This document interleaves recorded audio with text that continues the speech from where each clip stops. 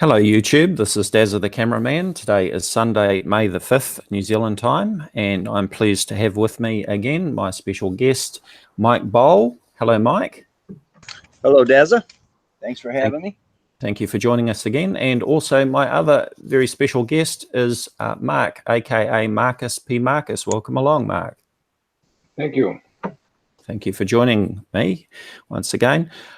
So we're here to discuss Mike Boll's Mirage challenge. So we're just going to set the scene to start with. And as always, I have undertaken to be polite and respectful with no talking over, etc. I'm going to let Mike present his case, and then I will respond. Now I have Mark, MarcusPmarcus, along as well, because Mark is a very skilled mathematician, and my basic math skills are okay, but I have to admit to struggling when it gets a little bit more advanced and I'm asking myself whether my calculations are correct or whatever. So I'll probably call on Mark just to make sure that I'm getting things correct there, and also to comment on a few other things as well. Now we've agreed that we're going to stay on topic, which is the Mirage challenge. We're not going to have any gish gallops going off on tangents, and we're going to stick to the one topic of the Mirage challenge so that the hangout is hopefully not too long. Agreed with that, Mike? Absolutely. No Dawkins dishes. Great, awesome. Okay, so I'm going to start by sharing a part of Mike's video here, which let me just present that to everyone to start with. This is Mike's video, which is called The Little Boy Who Cried Refraction. And we are starting in at just after the 4-minute mark, where Mike sets out his challenge. So we're going to hear that. Please let me know in the chat if there is any problem with the audio. Thank you. I'm going to play that now.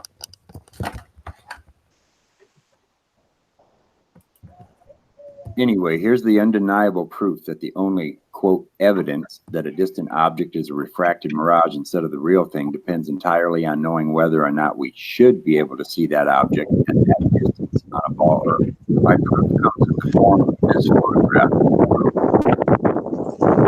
Mike? Yeah. Sorry, Mike, we're getting a lot of wind noise on your microphone there. Okay. I was afraid of that. Okay. I will. It was fine until then. Yeah, I just had a big gust come up here. Let's see. You still hearing it now? No, it's okay. Should we try again? Yeah, please. Yeah, Sorry I'll just pull that back a bit because we did have a bit of wind noise over what you were saying. A ball Earth. My proof comes in the form of this photograph, although any photograph of a distant object will do, and it comes in the form of a challenge. I posit that nobody on God's flat earth can determine via the scientific method whether this distant mountain is real or a mirage without first knowing the eye height and distance of the observer. Now, since I know in advance that my challenge will not be accepted, let alone satisfied, all you ball earthers who cry refraction every time we show something that should be hidden behind curvature need to accept the undeniable fact that your claims of refraction and miraging depend entirely on whether or not we should be able to see that distant object, and nothing else whatsoever. We will accept your inability to satisfy my challenge as acknowledgement of this fact, and will regard any and all past and future appeals to refraction as the completely unsubstantiated rescuing devices that they've always been. In short, don't claim refraction or miraging if your only evidence for it is that we're seeing something that we shouldn't be able to see on a ball Earth. It only serves to make your case appear weak and pathetic. Okay, I'll be waiting for the answers to whether this distant mountain is a mirage or a real mountain. Okay, so thank you, Mike. So just a couple of points in response to that. The first point that a few people have made in the comments, of course, is that the challenge is actually what's the word? It's irrelevant. That's not really the word I'm looking for. But the fact that you've said that that nobody on God's flat earth can determine And of course, they're pointing out that because the Earth is not flat, the challenge is not actually relevant. So just a bit of humor there. But anyway, now you made reference to rescuing devices. So I just need to be clear and ask you, are rescuing devices, as you've called them, allowed at all or not in this discussion? Well, I guess it depends. You can, I don't know how to answer that. Okay. Because rescuing device is, okay, I say this is black. Well, evidence comes to light, it's actually white. And then a rescuing device would be like, oh, well, but this is why it's black and not white, you know what I'm saying? So I don't know. Because as I understand it, and I don't want to put words in your mouth, so in fact, I won't even try and make assumptions about what you're calling rescuing devices from the globe Earth point of view. But in the same way,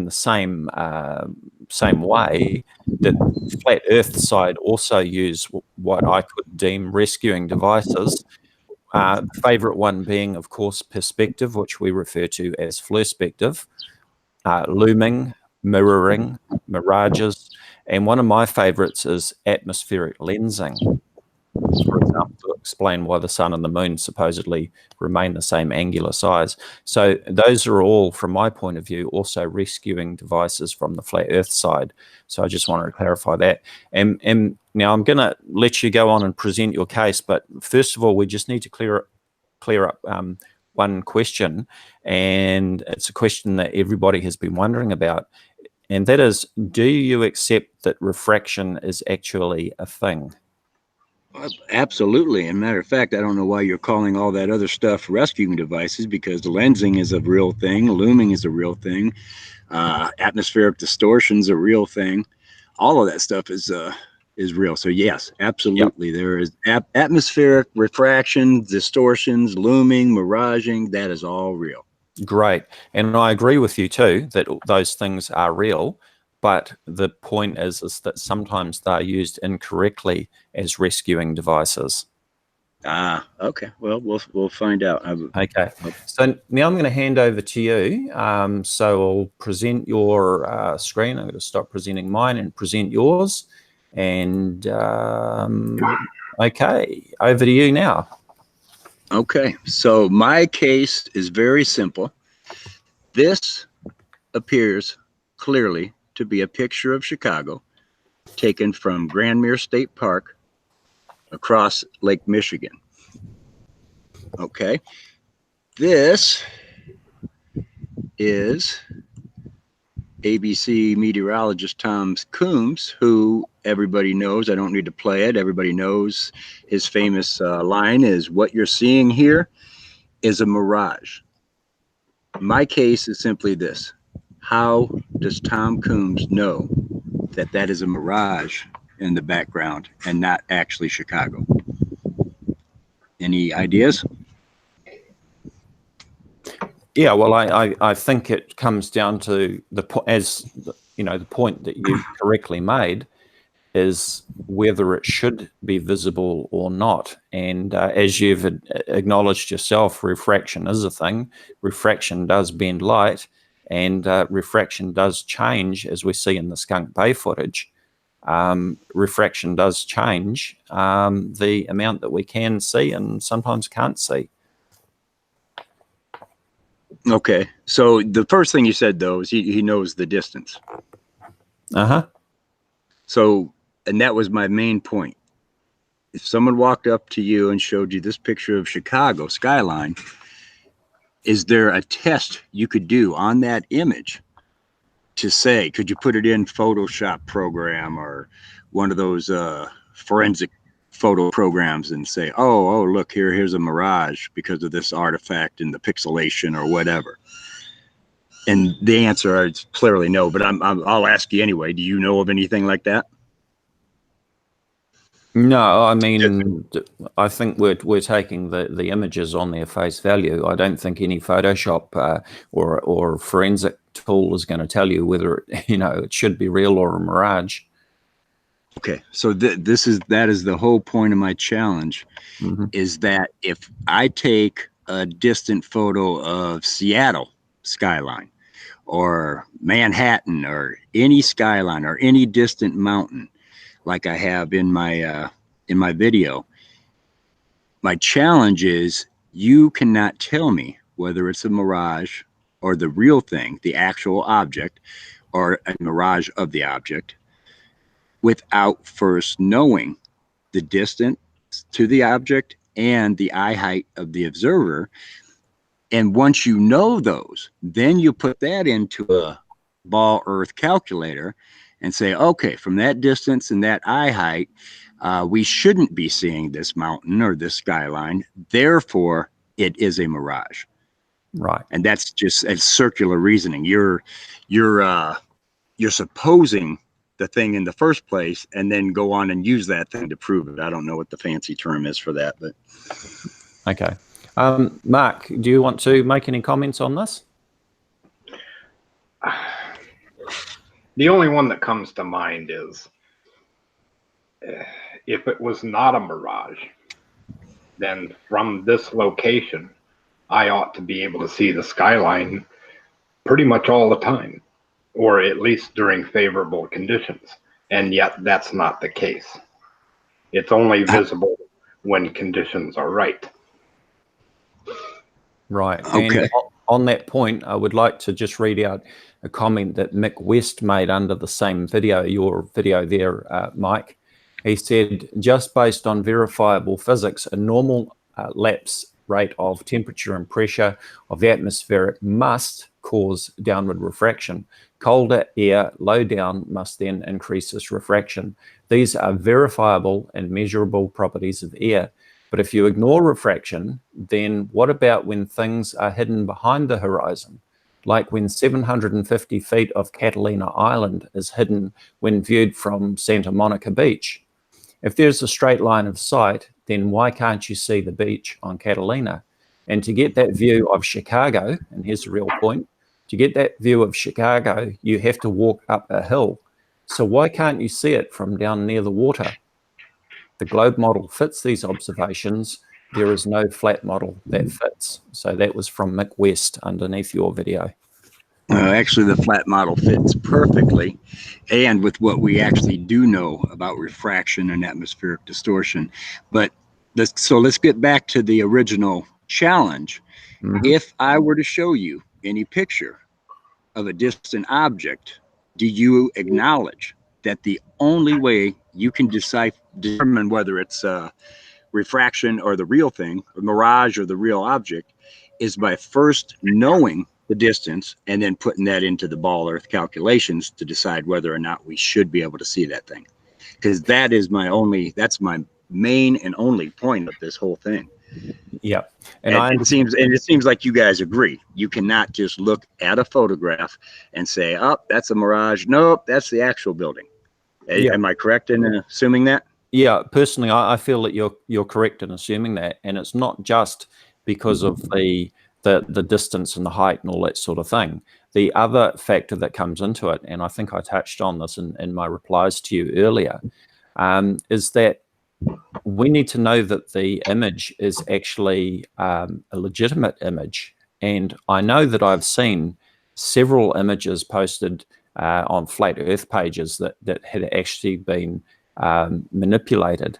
For example, some of the images from high altitude balloons where there was significant cropping done to bring the horizon into the middle of the photos so that they could say that there was no fisheye effect. But in fact, when you went to the original video, you could see that they had actually cropped the image. So it's very important to have all of the details from the start so that you can actually verify that it is actually a real and legitimate image. But yes, knowing those particulars that you mentioned is a key factor. Mark, yeah, okay. Do you want to comment on that? No, carry on. Yeah, you're pretty much saying everything that comes to my mind. Okay. Okay, so then my point then is Tom Coombs, who went on the air saying, what you're seeing here is Mirage. Typically Chicago, you wouldn't be able to see Chicago. It's behind the curve of the earth, and the air's doing this, that, and the other thing, and it's projecting the Chicago skyline up around the curve and setting it on the horizon, so it just looks like we're seeing the real thing. When he said all that stuff, he really didn't know. His only quote evidence for that was that Chicago's too far to see on the ball earth, therefore it must be a mirage. That was the whole point of my video, and I just want that out in the open, that when we're showing you, like Jay Tolan Media, and I'm sure you've seen his infrared stuff that's just absolutely beautiful, and there's so many more out there. The world record distance ground-based photography, that record holder, stuff like that. When we show that stuff and say, look, man, this mountain is 200 miles away, it should be hidden by 5 miles of curve, then the knee-jerk response of, well, it's miraging up over there due to refraction, you really have no basis to make that claim except for your first presupposition that the earth is a ball and therefore it should be 5 miles below the curve. See, and that I just want that out in the open. Right. And I think there's another key point too about this image that we're looking at. My question to you, Mike, is it normal to be able to see Chicago from 55 miles away from this location? I think that 50 years ago, it would have been normal to see it almost every day. I think we have destroyed our planet so flippin' much, especially in the last couple hundred years, that, I mean, I'm about 10 miles away from Superstition Mountain in Phoenix. And today, because they've been spraying so heavily overhead and the whole sky is a mist, I can barely see the freaking mountain from 10 miles away. You know, so we're polluting our world. And I think things 200 years ago, we went back 200 years ago and just placed Chicago there like it is today. I think you would see it virtually every day, unless it was, you know, super cloudy and rainstorms, or maybe just hot and humid as crap. But I think as a general rule that you can see it pretty much all the time. And I did show Joshua Nowicki's time lapse of it later on in this video. Did you see the time lapse? No, I don't recall seeing the time lapse. Okay, well, am I still sharing? Yes, you are. Okay, so this is I think this is it. Yeah. Right here. This is a time lapse, and it, oops, let's see. You're not hearing the volume, right? No. Okay. Let me shut this down so I don't hear it. Okay, so basically here I'm going to speed through this. Let's see. Let me go there. Okay, so it's just, he's doing a time lapse of Chicago for many hours. You can see it starts off, it's daytime. You can see the lights are coming on now. Matter of fact, you know what? Well, that's, you don't need to go play this part of the video. But you notice Chicago, the actual city of Chicago is there. This time he's also from the Michigan shore, but it was not Grand Mirror State Park. There it is, Warren Dunes State Park. So this one is put it on Google Maps. It was about or Google Earth. It was about 50 miles. I think the other one was 55. Okay, so if I stop it right there. Oops, still going.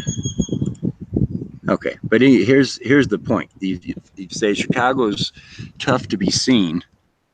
You know, we shouldn't see it that often. I've had comments of people that see it all the time from Michigan, and I think that is the case. And I think if someone was to set an infrared camera over there in Michigan, are you hearing me okay? I know that wind's kicking up again. I'm trying to hide behind my computer screen. Yep. Okay. I could almost guarantee if someone was to have a dedicated infrared camera and just went out there every day and let it shoot a time lapse, I would think almost virtually every day of the year you would see Chicago from that same spot. because it is the real Chicago.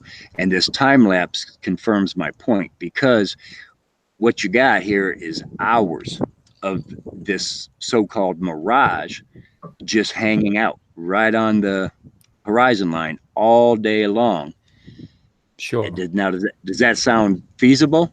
Well, absolutely, and I have to say that I have never really scrutinized this particular image, looking at distance and the local close-up scenery. But here is the key point with it, with any of these sort of images that we're looking at, is that we need to know what it is on the bottom portion of the image that we should be seeing as well, such as, you know, the shoreline, buildings along the shoreline, all that sort of thing, roads at the bottom, and so forth. You know, how much of it is actually obscured on that horizon line?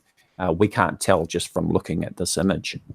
No, and it's a good point. You will always have the obscuring on the bottom, just like when you see the car on the distant highway. It goes away from you, and kind of you start losing the car into the road that's turning into a mirror, a watery, wavy mirror. You'll never lose the roof of the car first and still see the tires. You will always lose the car from the bottom up. And the same thing, just you know, stand your camera 3 feet off the ground, look a couple blocks away. Matter of fact, here, I gotta, since I'm sharing, let's see if I can get to this thing here. I got one right here ready. Boop, boop, boop. Oh, you know what? Let me finish this first, okay? I'm sorry. I'm getting ahead of myself since you brought up the how much is obscured on the bottom. That's another point that we need to discuss. Right now, though, as it gets towards the night on this video, all right, right about in this area.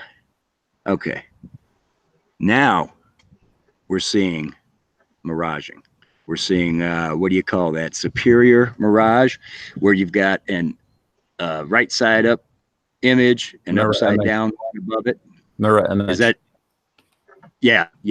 Okay, so here's the question. Now, this whole cityscape has been here all day long while he's doing this time lapse. If that was a mirage all day long, just staying in place nicely on the horizon, so it just looks like it was the real thing, and it wasn't all waving back and forth and disappearing and coming back. It was pretty much just there all day. If that's the mirage, what is this up here? Is the mirage itself now miraging? Do you see what I'm saying? So, well, I think that the top part is the real part of the skyline, but it is refracted to some degree because of the light bending through the atmosphere. The lower part obviously is mirrored through, again, refraction, which is what causes a mirage.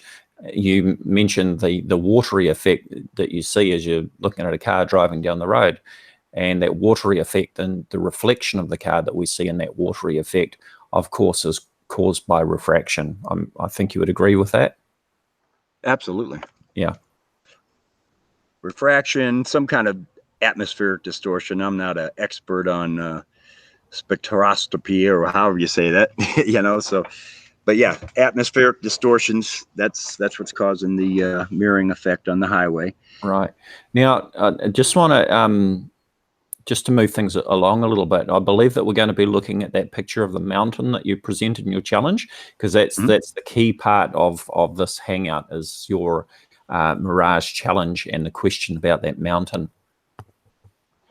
Okay, right.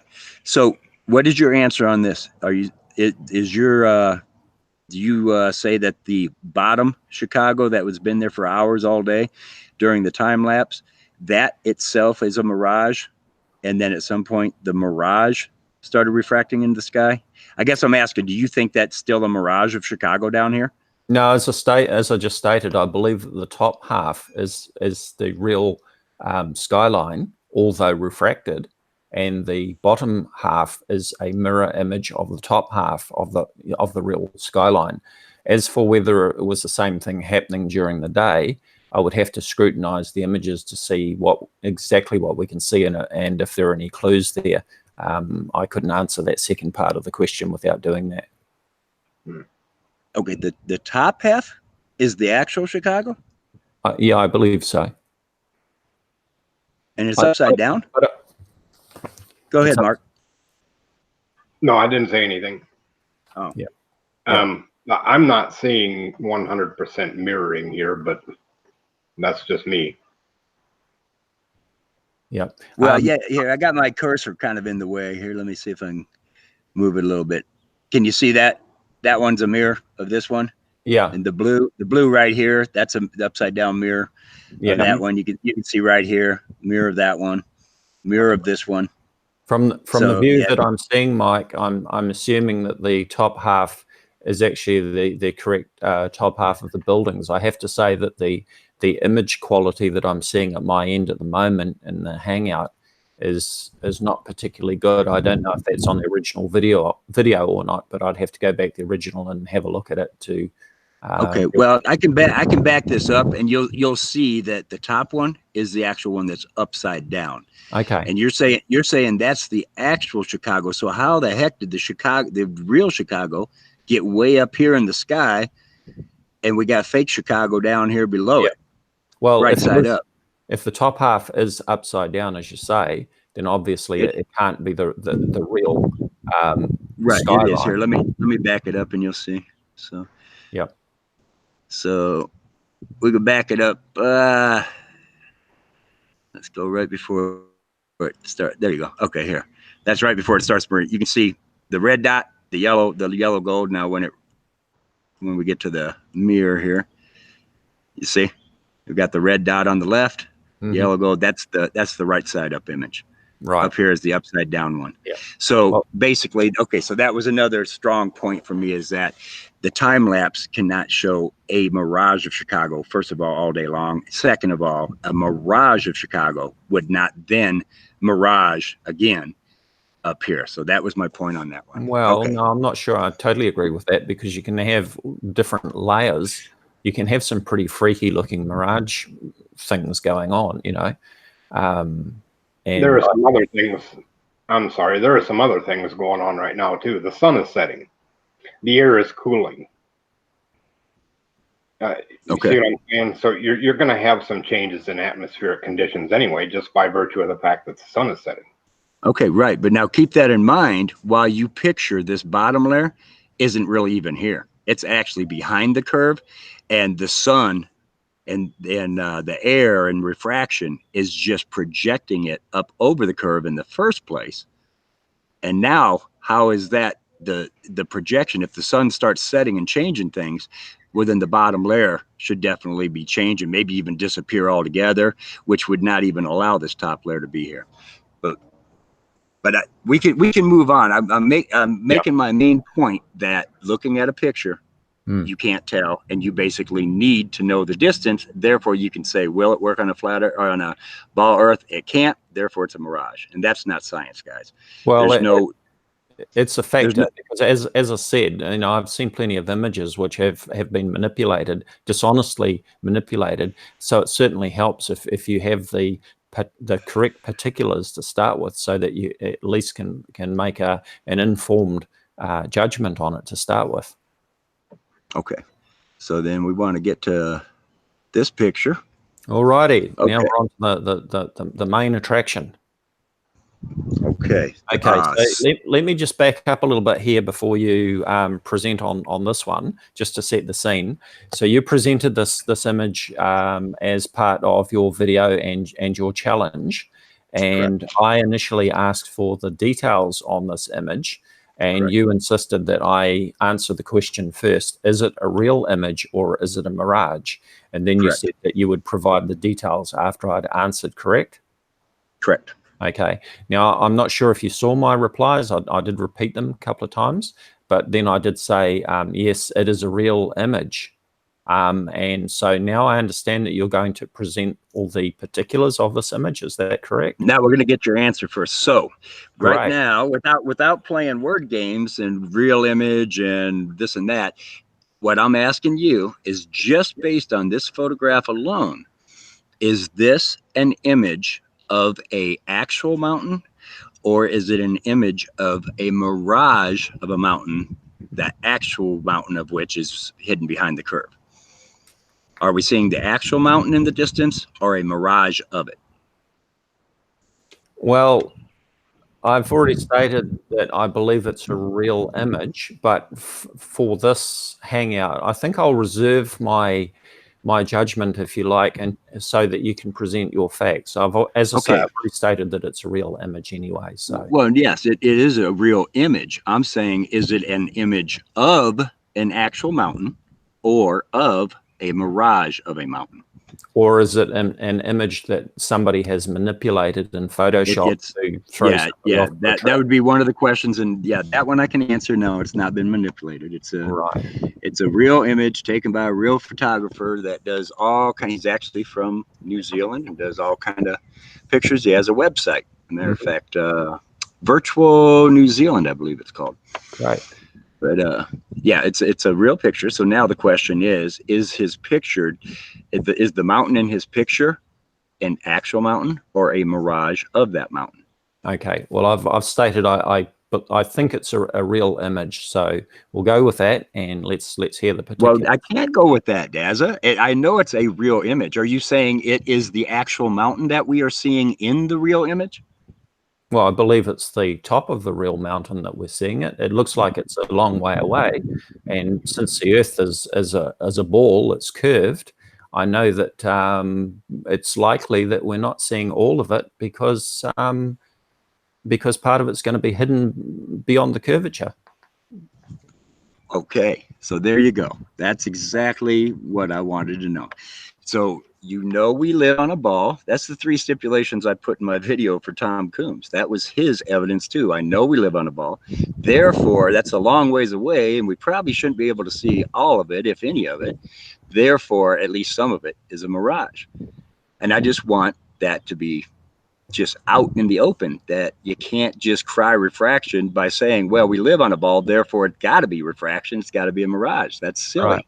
It's ludicrous. So anyway, so here you want to know the details. Okay, just quickly, I'm sure you'll agree with me, Mike, with the old saying, slowly, slowly, catchy monkey, probably applies on both sides here.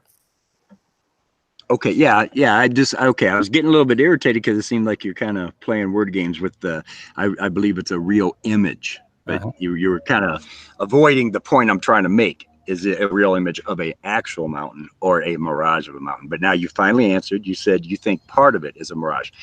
Okay, so let me ask you, is there any... Wait. Did Dave say that? No, I didn't. No, he didn't. No, I didn't. Oh, okay, I'm sorry. Then what did you say there? What was your answer? Because that's what I heard. I said that I believe that we're seeing the top part of the mountain. I said it looks like it's a long way away, and because the Earth is a ball, I can expect that part of the mountain is going to be hidden below or over the curvature of the horizon. I didn't say it was a mirage. I said that part of it would be hidden over the curvature. Okay, so the part that we are seeing in this photograph is actual mountain.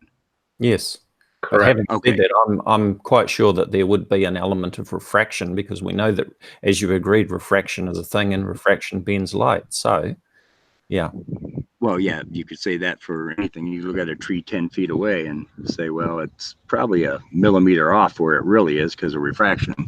But yeah, that's neither here nor there. Yeah. Okay. All right. Now, so then the only follow-up question I got is, was there anything besides your belief that the Earth is a ball and that it's far away that would lead you to believe that it's just the top of the mountain or that here, I got all tongue tied here. What about the photo can we analyze to verify that you're right? Well, just on the photo alone, as I say, I just have to take it at face value, don't I? And you're quite right in that as a ball earther, I make some assumptions about what I'm seeing. Yeah. Okay. So I just wanted to just drive that home one more time, that the photo itself, you cannot make any determination whether it's a mirage or not a mirage. Therefore, Tom Coombs calling Chicago a mirage was based only on his assumption that the Earth is a ball and nothing else. There was nothing in the photo, and there's nothing in this photo that would let you know that. It's all based on your assumption, your preconceived notion that the Earth is a ball. Okay, this is Mount Ruapehu in New Zealand. It's on the South Island. Are you familiar with it, Dazza? North Island, yes. North Island, yes. This picture was taken from 123 miles away and from an eye height of 700 feet. Okay, are you going to be presenting the details and evidence for these claims? Yeah, let's all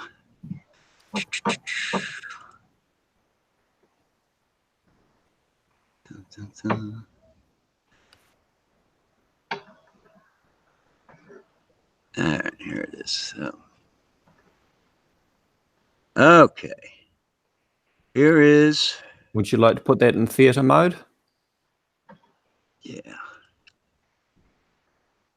Okay. You want to read that or? Right. So Mount Ruapehu, active volcano and highest peak, 9,176 feet or 2,797 meters on the North Island of New Zealand in Tongariro National Park.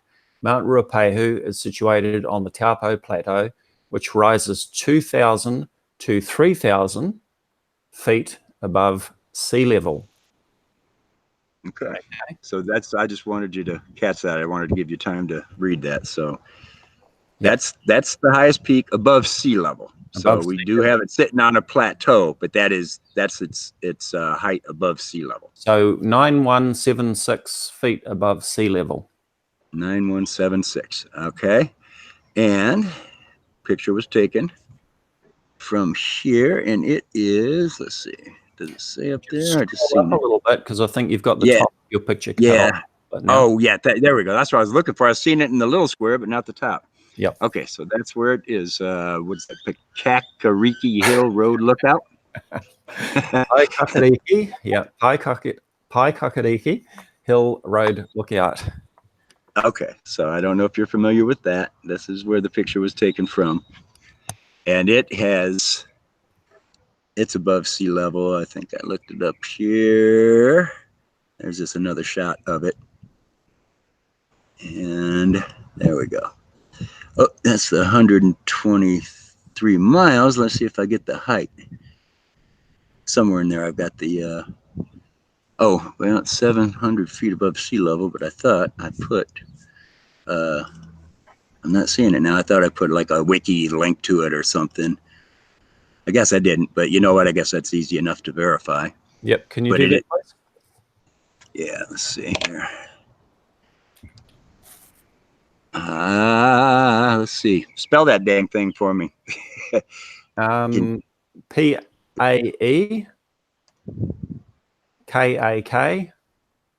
There we go. Ricky. All right. Let's see. Road Lookout. Now, where were you? I thought it was on that video. Let me just look one more time. You don't have Google Earth up? No, I don't have Google Earth up. Okay, that's what I need to type in. Okay. Hill Road.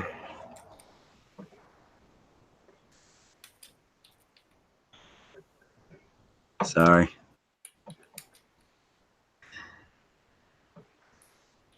Okay.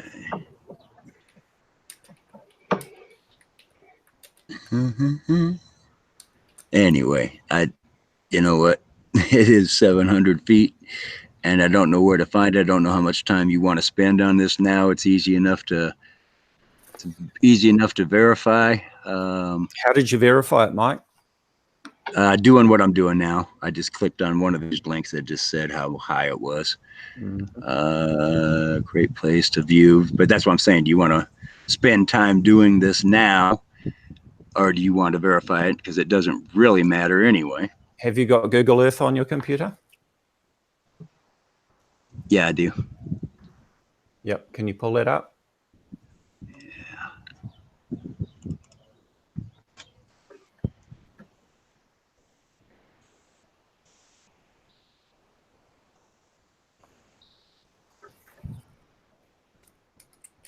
Baekak.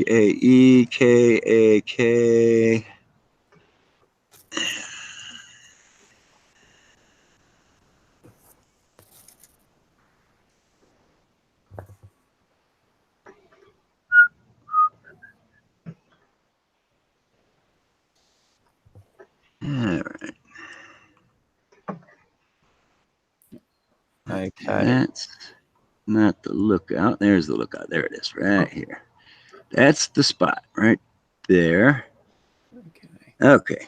Elevation 780 feet is what it's saying right now. How much? Right down here on the bottom. You see it down here? Yeah. What's the elevation? It's saying 780 feet. Sorry, how much? 780. 780. How much have you got in your video? 700. 700. So we've got a discrepancy of 80 feet there to start with. Yeah. Uh-huh. Okay. Okay. So you acknowledge that we've got a difference of 80 feet there. Yeah, I acknowledge that I looked it up on a source and it had 700 feet, and the Google Earth says 780. Yes. Okay. So now what? Where do we Okay. go? You got your 780. Yep. Oh yeah. So now we got the distance to it. Yep, There we let's go. Go back to full screen, or at least theater mode. If you select theater mode. Okay. Yep. So we got our miles here. I So said we've 123 on the video. It's really 122.56. So we got another discrepancy. well, 100. What's that? 122.56. I think 123 is close enough, isn't it? Yeah, I think so. Yeah, yeah. I'm not going to quibble over that. Yeah, and I'll find and link the 700, the source that I got the 700 feet from. I wonder if that was just an approximation. Oh, it could have been, and you know what? If I circle my hand around enough on that Google Earth, you know, it'll drop a little bit too. So, but either way, that's fine. I'm good with 780 feet. That's fantastic. So Okay. now you know the distance and you know the eye height of the observer. Yep. So So where 780 feet plus, I'd probably add 5 feet for camera height. So 785 feet is what I would use. Yes. Now, here's the thing. Walk us through what you're doing. I bet you anything you're going to put that into an Earth curve calculator and let it tell you how much of that we should or shouldn't be seeing. And that will make your decision on how much is actually showing or how much is a mirage or Well, this, that, and the other. What do you think? we can come to that. Let's see the rest of your presentation and what we're looking at. Well, that's just it. I've already made my presentation. I wanted everybody to acknowledge that what you've already acknowledged, that you need to know the height and the distance. Can you carry on with this video? What else have we got? Yeah.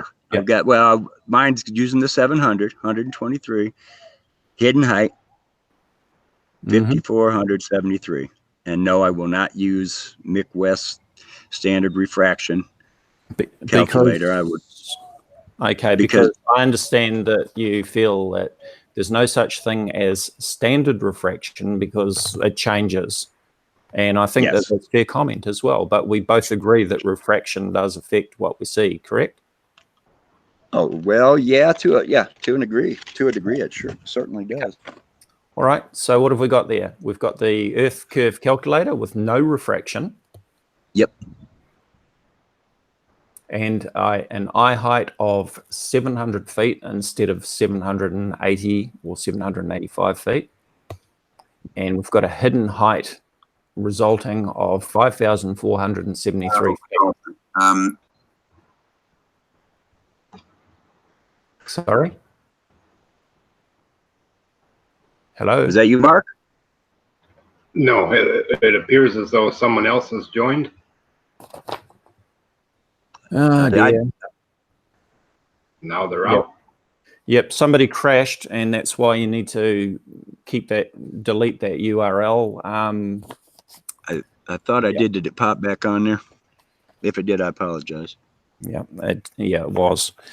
Okay, so we've got 5,473 feet. Okay. So This is a closer up picture of it. Okay, just hold it there, Mike. Mark, if you see anyone crash into the Hangout, can you eject them, please? There's a drop-down arrow next to their thumbnail, and you can eject them from the Hangout. Sure. Thank you. Okay, go ahead, Mike. Okay, so this is just a closer picture of Ruapehu, and it's showing the height, the height above sea level, 9176. Okay, Mike. Where is the sea? It's not showing in this photo. Okay. So this is the sea is in the other photo. Just hold on. I'm going to put them side by side. Alrighty. I'm just showing a close up for there's a purpose behind it. So there's the close up. Well, you've made an insertion in that image, I have to say. You've shown 9,176.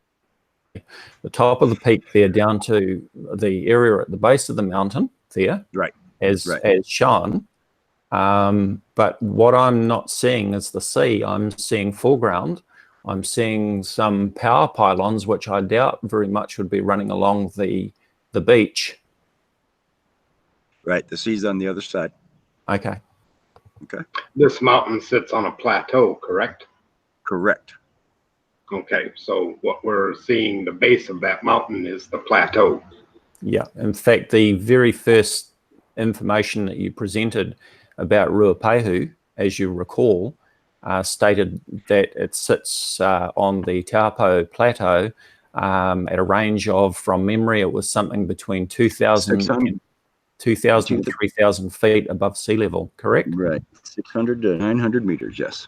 Yep. The plateau ranges from 2,000 to 3,000 feet, and the highest tip of the mountain is 9,176 feet above sea level, not above the plateau, above sea level. So would you agree with me in that case that this particular image is not correct? It's not accurate. It's sort of giving a what's the word I'm looking for? Let's see. What's the word you were looking for? What did you say? Slow do monkey get what? What was your thing? You're saying something. Slow down. Look up here. So if this image was taken from, how do you say that word? Kakariki Hill. Kakariki, yeah. Okay, Kakariki. If this image was taken from Kakariki Hill, well over half of it would be hidden by the Earth's curve. Okay. Now, and we go to the next one. Everything under the yellow line would be hidden behind the curve of the Earth. Okay. This is just a close up for comparison. Just hold on. Now, ready? This image wasn't taken from that far away, but this one was. Now, here we go, side by side. There's the closer one, or a closer one. There's the one from 123 miles away. Okay, so that first image was just for comparison. I wasn't trying to claim that was right there on sea level or anything about it, or that it was 123 miles away. I was showing it just to show the contours of the mountain. Did you want to say anything? Because otherwise I'll just move on, because what I'm doing, what I do next is just show. Yep. No, you got the same. Yeah. What's that? You carry on. I want you to properly establish your case, and then I'll respond. Yeah. So I just want to show, okay, so we got, now this is basically the whole mountain. You can see the wooded basin here, whatever. Now, how much of that is the plateau? I don't know. Okay, but it doesn't matter. I've already been around this backwards, forwards with the guy that took the photo, who also thinks flat Earth is ridiculous. I've been in an ongoing battle with him for 8 months over it, but he did allow me to use his photo. So that boulder is here in the photo. That boulder is here in the photo. We've got the same ridges, even though you can tell it's taken from a little bit different angle. Got the same shadowy ridge down here. We've got this little hump right here, which I believe matches that. Very good. And snow line is pretty much similar. So what my point is if you follow the ridges down, you see that ridge right there where my cursor is? Mm-hmm. That is that ridge, okay? And we got the so much distance down to the snow line. Same here, so much distance down to the snow line, and we're seeing below the snow line. So we're actually seeing down here into the trees on the 123-mile one. And then this one is harder to see, especially with my little blue red bar in there. And I don't know how to get rid of that right this second. Can I go down? The only way to do it, I think, is to play the video Let's see. and to move your cursor out of the way. Let me back it up then, and I'll try that to see if you can see see if it disappears out of there.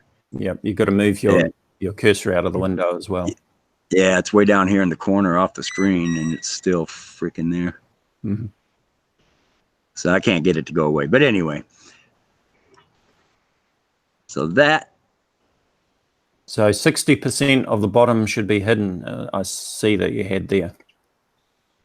Yes. Now, if you allow that the 123-mile photo, if you allow that the bottom of this is the top of the plateau, the very end, and if we go to the 3,000 feet, not the 2,000 feet, then we end up with 45% of the mountain should be hidden. If we allow that we're seeing the top of the plateau down here where my cursor is, but it's the 2,000 feet, then I think it was 55% hidden. So if we're putting this all the way down to sea level in this bottom picture, which basically when you look at the actual photo, oops, let me get to the actual photo here. There we go. Okay, so there's our ridge that I just showed you. We got the boulders. We got the tree line down here, the end of the snow line, and then below the snow line, right down here, you can see the heads of trees along here. And then we've got a nice foggy haze over where the sea meets the shore. So personally, I think all of this is included in the plateau. It goes sea, plateau, mountain. We got the whole mountain there because it's compressed on the which axis? The Z axis away from us. It's looking like everything's just blended into one. So okay, so what you're saying is that we're seeing the full height of the mountain, 9,176 feet down to the water there. Is that correct? that is correct. Yes. Okay. Now you had a screen there. Can you find it? Where you said that 67% should be hidden. Yeah, I showed that with the closer image here. Yeah. Okay. 67%. So this image was taken from Paikakariki Hill. Well over half, or 67%, of Mount Ruapehu should be hidden by the Earth's curve. Can you tell me how you arrived at 67%, please? I believe using the Earth curve calculator. Let's see, what do we got? 90. Okay, Google, is it showing up here? No, there's no things showing up here. Okay, 9176, right? Oh, height. Now I put in 700, so I'll do it again. Height was what? 9176? Yep. Or no, I'm sorry. Height was sorry, my bad. Height that, and then 123 miles. Bam. All right. Target hidden height 5473. So 5473. One on my calculator. 473 divided by 9176. 59. Yeah. Sorry. 5, 473.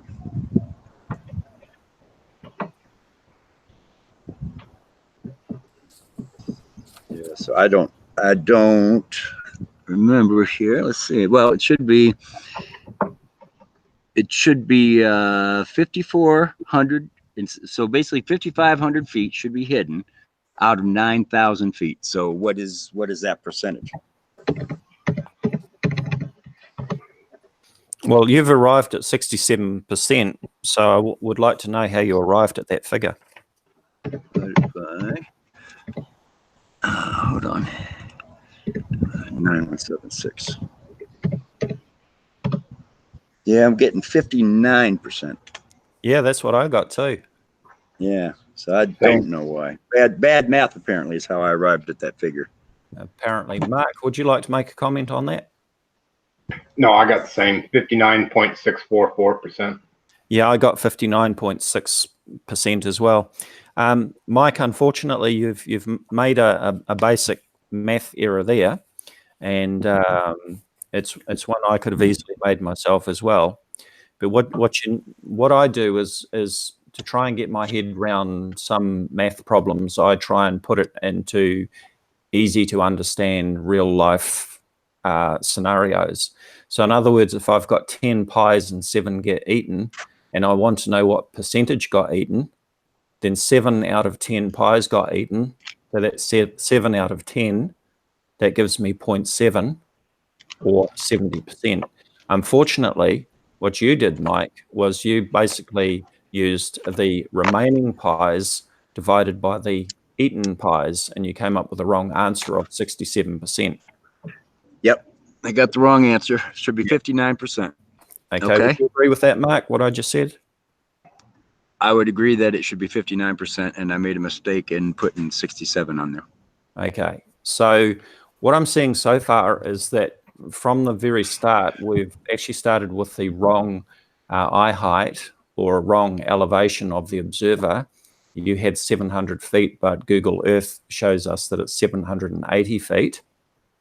Yeah, well, Google Earth is not the here all and end all of eye height. So Well, I will look and find the source that says the eye height. I think it was Encyclopedia Britannica, but I will try to find it. And you go ahead, keep talking. I'll try to find it now. Yeah, sure. And I agree with you to a point. I know that Google Earth is not perfect, especially when it comes to showing what your sea level is. I know I've run into problems with that myself. The second problem is that in the image that you showed of Mount Ruapehu, you showed 9,176 from the top of the peak down to the base of the mountain. And I think it's fair to say that that was nowhere near sea level, because Ruapehu, as the information that you stated shows, sits on a plateau that ranges between 2,000 and about 3,000, 3,500 feet above sea level. Between 2,000 and 3,000. Yeah. 2,000 and 3,000. Okay. The third mistake that you've made is that you've made a bit of a fatal error with your math there, and you came up with 67% in your assertion that basically 2/3 of the mountain should be hidden from view, according to the calculations. In fact, it should be about 60%. Not a huge difference. But now, and you're kind of stringing a lot of things out here. Let's get to the point. 59% should be hidden. More than half of it should be hidden. Carry on. Okay. So I think probably at this stage, if you've finished showing me what you want to show there, if there's anything else in that video that you want to show me, would you like to present it now? I was just finishing up that, basically the close-up image, and everything has the same tree line. Yep. Basic same height. And the end of it, there's what we're looking at. Should be hidden. Now that was based on the 67. So let's drop it down a little bit. Let's drop it down. Let's just make my yellow line right down the middle there. Anyway,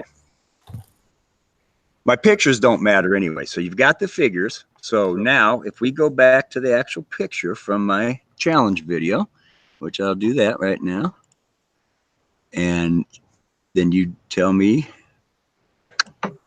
what we're looking at. Okay. And there's the picture. All right. Okay. So this is what I'm going to comment on.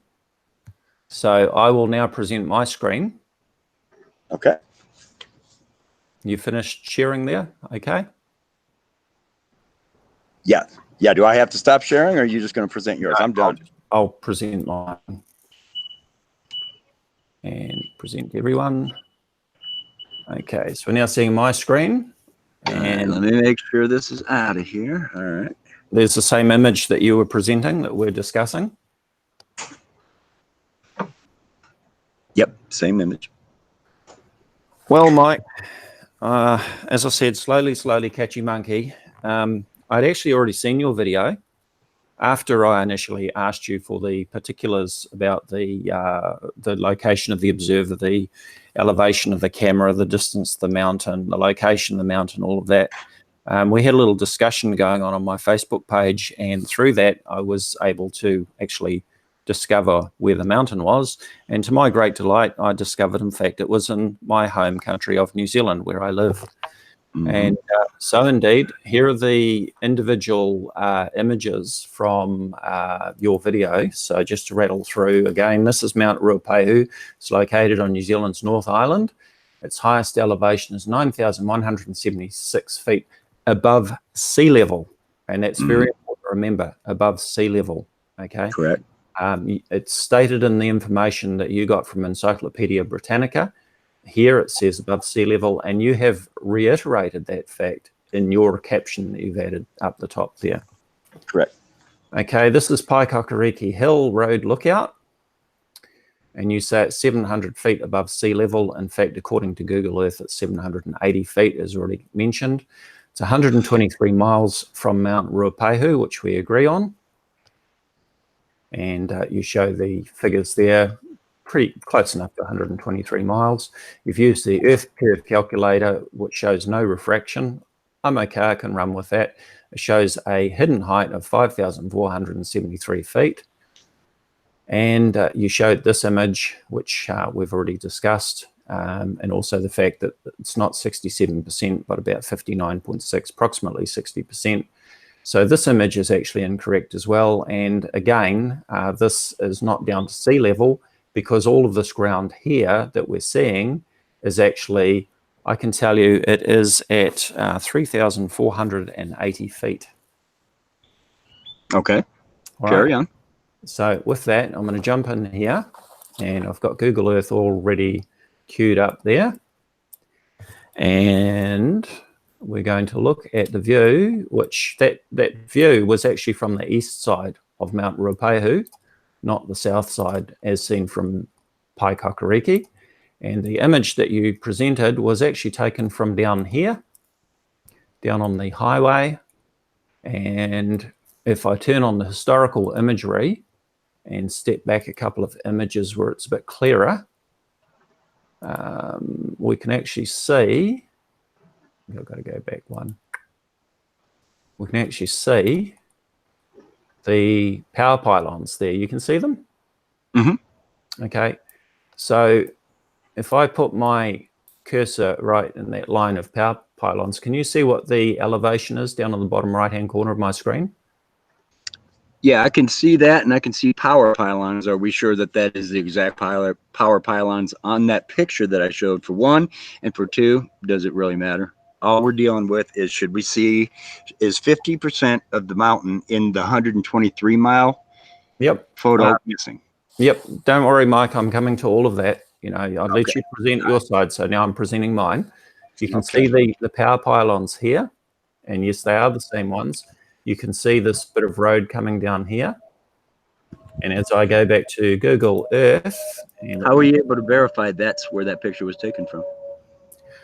Because of the angle to the features on the mountain itself, which you can compare. And I'll send you the KML or KMZ files, if you like, so that you can verify this yourself later on. If I come down here, I believe that we are seeing the same, if you get the angle right, you can see that the road sort of curves around as we see in that picture, that sort of dirt road. And then you've got the highway, and then you've got the line of pylons along there. Now, I believe it is exactly the same place, but even if it wasn't, you can still go along here at the base of the mountain as you've shown, and I'm sure you will agree that, you know, we're not looking down to sea level here. We're looking at the base of the mountain. Let me turn off that historical imagery. You can check along there and you'll see that all along here, it's around about 3,400, 3,500 feet on the east side. Okay. But let's go around to the view from Paikakariki Hill, which is the red line, which is marked there. And this is where we really get down to the tin tacks. Because as you can see, I've put some elevations in there. We've got 9176 feet at the top of Ruapehu. And we've got the very top edge of the tree line is at 4,800 feet. The main part of the tree line is at 4,000 feet. Again, you can look down in the bottom right-hand corner and see, when I position my cursor, the elevation there. Okay. As we get down to the bottom edge of the trees, we're down to 2,100 feet. And then down to the main highway, which I believe is where one of your photos that you used in your video was taken from, somewhere along here. That's at approximately 2,000 feet, 2,027 to be exact on that line. And then it gets a little bit interesting because you pointed out in your image. Excuse me, that photo was the one that I used the side-by-side comparison, correct? So now we're dealing with 2,000 feet. So go on. 2,000 feet down to there. But then it gets... So we can just basically eliminate that first photo I used just to kind of show the shape of the mountain. And the one that you're saying is 3,500. We don't even need that one. Well, yes, but to be fair, I need to point out that in that image, you also put this yellow dotted line along there and said that basically all of this down here should be hidden. But in fact, you've acknowledged that this view here at least is up to about 3,000 feet above sea level. So this here isn't down to sea level. We've still got another 3,000 feet to go below here. Right, but that's not the photo I used for the comparison. The side-by-side is what I'm saying. When I show the 123 compared to another closer-up image of it, it's the 2,000. Okay. So we can just forget about the 3,500 feet because it has no bearing on anything. Yep. All right. So here's your side-by-side comparison. So I'll carry on with that because this is quite important. So we're down to about 2,000 feet there. As I say, I believe that the photo in your side-by-side comparison was taken from down here. But then it gets interesting because from 2,000 feet elevation, we're now back up to 2,230 feet elevation over here. We've got some land that is actually higher than where the photo was taken from. As we get further out here, again, we've got 2,175 feet. And we may have some higher points. I can't remember as we go out. Yeah. So you're looking left and right as well in the image because you felt that we were looking at the tree lines and so on. But we've actually got some higher points either side, which would be obscuring the view from down lower. Okay. And then finally we get 0 feet sea level. Okay. So the photo was taken from 780 feet though, so I don't think we have to worry too much about those tree lines obscuring things because it wasn't taken from the beach. Well, but anyway, go on. I'm sure that you will agree that 780 feet is actually lower than 2,000 feet as well, correct? I will agree to that. So we'd be looking up if the Earth was flat. Would we? Well, if the Earth was flat. If the Earth was flat and we were taking a photo from 780 feet and we were looking up to 2,000 feet, we would be looking upwards, would we not? No, we wouldn't be looking upwards. Matter of fact, if you look at Mount Shasta, Mount Rainier, or Mount Everest, or anything from 200 miles away, the mountain is not like straight up in the sky away from you as if you're standing close to it. It's going to come to your eye. I'm a bit confused, Mike. Are you saying that 780 feet is not lower than 2,000 feet? No, I'm saying 780 feet is definitely lower than 2,000 feet. I'm saying from 700 feet, 123 miles away, the 2,000 feet is not going to jump up and block your view of a mountain. Well, you're not going to be looking up at a 45-degree angle. I'll give you that. Okay. Right. You're not going to be looking at, well, let's put it this way. Okay. I'm at 700 feet. Your little outcrops are 2,200 feet. If what you're saying made any sense, then we wouldn't see the dang mountain behind it anyway. Okay. So I just need to clarify a few points before I move on here. So we agree that Mount Ruapehu is 9,176 feet high at its peak. We agree that Encyclopedia Britannica puts it at 9,176 high above sea level. Right. Yes. Now, in some of your images, you point out the snow line. Now, of course, the snow line is going to change depending on what time of the year it is. So can we agree on a point where we're talking about? Are we talking about the top of the tree line or the main part of the tree line, or we're talking about halfway up, or what? Well, in the 123-mile photo, it looks like the snow line basically comes to the top of the tree line. Would you agree? Yeah, I would agree with that. So about 4,800 feet. Yeah, maybe a little bit down, maybe 40. Let's call it 4,500. 4,500? Well, yeah, because up at 4,800, you've got a few little sparse trees there. Okay. And that's not what we're seeing in that photo. We're seeing kind of the whole horizontal line of wooded area, right? Okay, so I'm happy to go with 4,500. Sounds good to me. So 4,500 is a long shot from 0 feet sea level, isn't it? 4,500 feet above sea level. So we've got another 4,500 feet to go before we're even at sea level. Okay. All right. So here is the image again in question, taken from Paikakariki Hill at an elevation of 780 feet, over 123 miles. Mm-hmm. This is where it gets really interesting, because you posted an image where you pointed out where the same snow line is in your comparison. So I've overlaid that image, and as you can see, it's placed correctly, isn't it? I posted it. Oh, okay. Yeah, that looks like it's placed correctly, yes. And we'll turn on the next layer now. And this is from using Google Earth, and I've cut it in half to make it easier. And you can see the bottom of the tree line there. It was at 4,800 feet. We've got 9,176 feet up the top there. We've got 2,100 feet down to the bottom of the trees.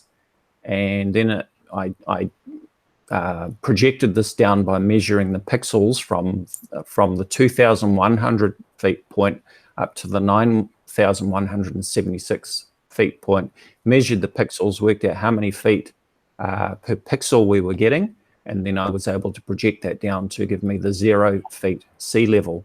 So in fact, from Paikakariki Hill Lookout, 123 miles away, when we see the full picture, we see that I would say, looking at the sea level line there, approximately 50% of the mountain down to sea level is actually hidden behind the curvature of the Earth. No, I don't agree with that at all. Well, okay, before we carry on then, let me go to my next image there. It's basically the same image there. And first of all, your image is way more blown up than mine. Put an image on there that shows that exact shows one of the boulders exactly the same size, or one of the ridges the exact same size. Well, I'm happy to. Can you slide your image? Slide your image down a little bit. Let me see if I can back up on it. And go ahead and take that first overlay off, and take him off. And then let's just put your image on there. Yeah, I'm just backing up because I've been playing with this. I might have to actually re-import the image. Oh, here we go. All right. So now hopefully I can, yep, that'll work. So, yeah, I can resize this or whatever you want me to do. Yeah, because go over, if you put it up there, you can see the right side of the 123-mile photo is not lining up with the curves of yours anyway. But anyway, that's okay. I mean, that's fine. I mean, obviously, this is a much closer up photo that you're showing. I mean, look at the detail in the rocks and the boulders compared to the one in the 123 miles away. It's not an accurate comparison.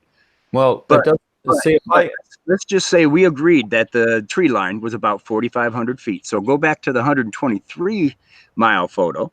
Find out, draw your little line where the tree line is. You had a red line on it a minute ago. About where the tree line is. Yeah, I think that's about there. Yeah, so right in there. Now, between that and the sea, right? How much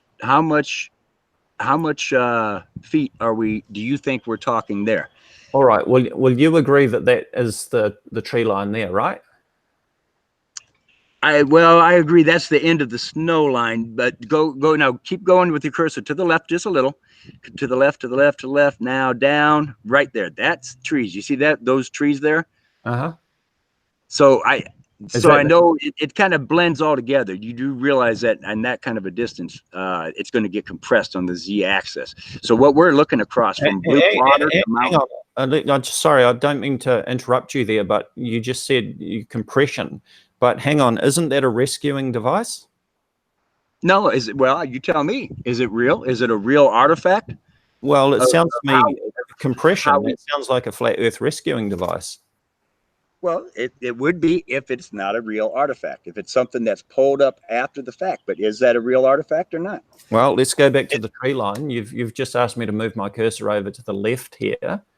Well, let's finish that. Do things compress on the z-axis with distance? So in other words, okay, so let's go back to the Chicago skyline. When we see in Chicago, right, in that very first photo, now we're not seeing like the wharf and boats loading docks and all that, but how far are those buildings, from the wharf? Obviously, the buildings are not sitting right on the water. Even on a flat Earth, if that was the real Chicago, which it obviously is, but they're not sitting right on the water, right? There's ground that gets compressed on your z-axis away from you. Yeah, Mark, you just made a comment. Huh? If the z-axis is going to compress, then all of it will compress proportionately. It won't be just the bottom that will compress. All of it. Right. That sounds fair, Mark. That sounds fair. And you know what? Look down the little island, the little plateau that's sticking out below the mountain. You see what I'm saying? I mean, that island is obviously not an inch wide, with all those buildings. It's compressed. We're seeing a whole long stretch on the z-axis compressed into a little sliver. That's all I'm trying to make that point. This is what I'm getting at. Dave, go ahead and put that red line back on there again, please. Yeah. I might have to re-import that. Import from file.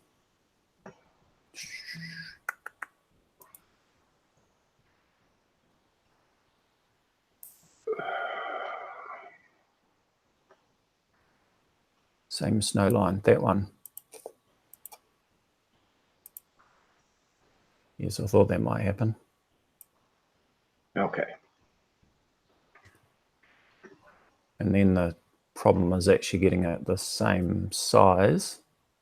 It's easier when you're doing this. He just needs to see the snow line one. It doesn't have to be overlaid. Yeah, I think so. If I can put it about there as an approximation, you can see the top of the mountain there. Otherwise, that's enough. Okay, so all of that. If the top of that mountain is 9,100 feet, 9,176 feet, and if that red line is 4,500 feet or 48 or whatever we've decided it is, that red line, proportionately speaking, is not 4,800 feet above sea level. Not even close.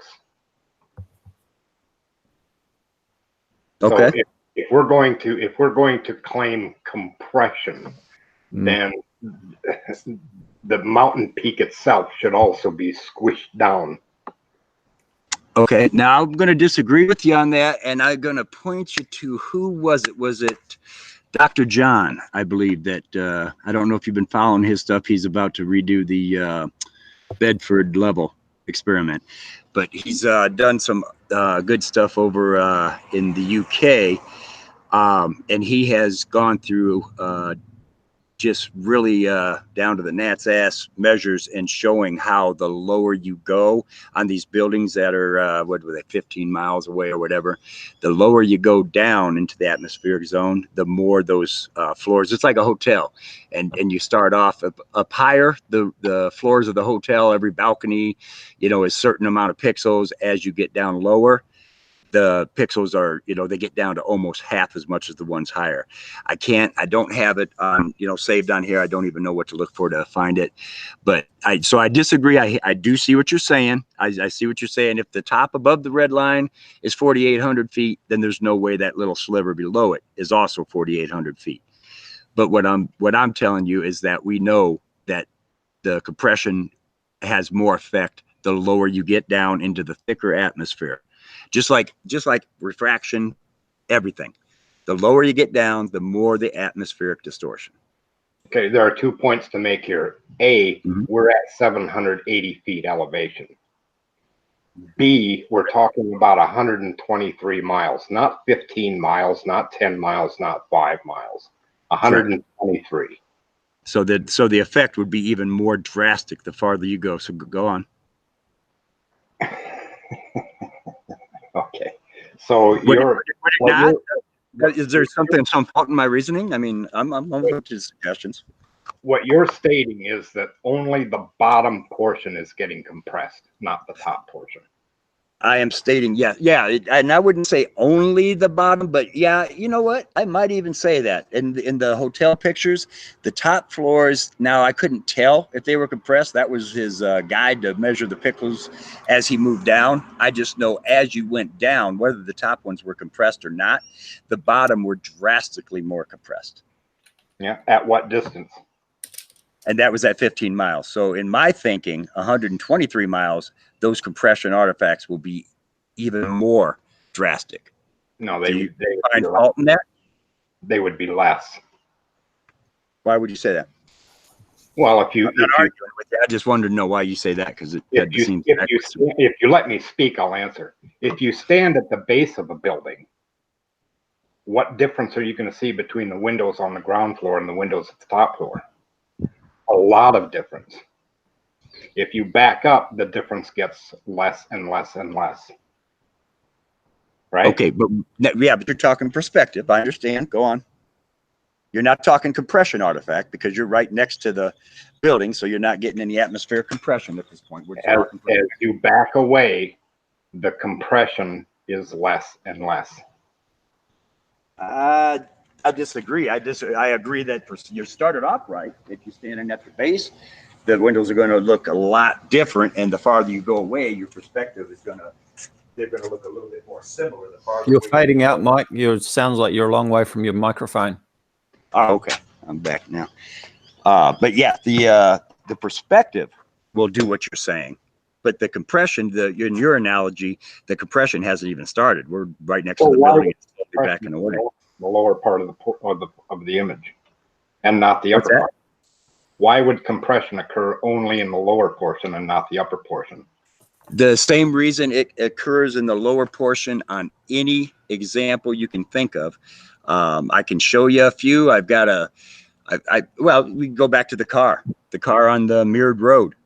All right. Where's the compression happening? Where's that tire, or where is the car starting to disappear? At the bottom or at the top? That's well, not compression. That's not now we're talking about a mirage. We're talking about, you're talking about a mirage now. We're not talking about a mirage in this image. Oh, I'm talking about both. That the tires are not only miraging as the car goes away, they're compressing, they're squishing out sideways. It's the same when you see the moon set. Remember the picture we were talking about? We're not going off on that topic, but do you remember the orange moon, you know, that was setting on the building? You know how was all compressed. Well, it wasn't compressed at 3 degrees up in the sky, but once it got down to 1 degree above the horizon, that sucker was compressed like a bitch, wasn't it? So, yeah, the farther you go and the lower you go, you've got some serious compression going on there. If you're looking through hundreds and hundreds of miles of atmosphere, yes, or even thousands of miles of atmosphere, but we're only looking through 123 miles here. There's not going to be that much compression. Well, I can show you a picture of compression that was about a quarter mile away. Go ahead. You'll probably call it miraging. Hold on, let me get it on here before you present me, Dazza. Let me get it loaded up. But did you have more to say, Mark? I think we disagree on this. I think you know, when you're talking about the buildings, standing close to them and then moving back, we're talking perspective. But you've got to get to a decent, you know, you got to get a little bit away to start getting compression. It sounds to me like we're using a rescuing device. Yeah. Well, that's miraging and refraction. That's the globe earther rescuing device. Well, now compression is beginning to sound like the flat Earth rescuing device. We'll just blame everything on compression, and only in the bottom portion, not the upper portion. Yep. And I just need to. I thought there was a statement somewhere that if you're going to claim it, prove it. Yep. And that quote is.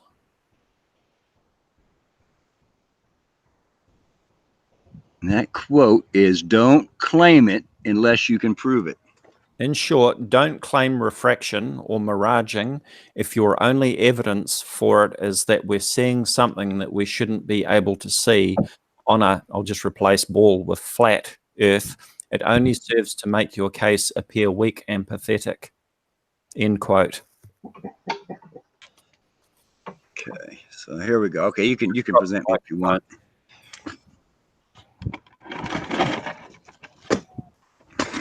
You want to present me, Dazza? Uh-huh. Trying to move myself out of the sun is setting right in my eyes. Okay, we're on you. Yep. Okay, so you see the golf cart. That's just my dad. Drove his golf cart down the end of the road. It's a flat road, and it's about a quarter of a mile. It's right where I'm sitting right now, as a matter of fact. But you can see the tires are starting to mirage. They're starting to reflect.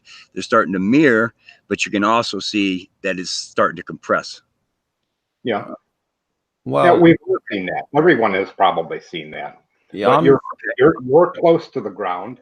The target is close to the ground. It's hot out that day. It's only a quarter of a mile. This is not a proper comparison. Yeah, and I'm certainly seeing miraging, which of course is an effect of refraction due to the heat and so forth. I don't agree that I'm seeing compression. No, there's no compression going on here. None at all. There's some mirroring going on due to a thermal inversion. Yeah. But again, it's a quarter of a mile away. You're close to the ground. The golf cart is close to the ground. It's hot out. But we're talking about a photo that was taken from 780 feet of an object 123 miles away with a peak of 9,000 feet. You can't use this as a comparison. Okay, well, what I'm going to recommend is try to find the Dr. John thing. I will do the same. I'll try to link it in the comments of this video. And he'll show you how the lower you go, the more it compresses. And if you think going farther away will eliminate that compression and make it less, I just think you're flat out wrong. I think that's just looking at it 100% backwards. It makes no sense. So we disagree on that. Did you have more that you were going to? Yep. I'll just finish up on my analysis here, Mike. Okay.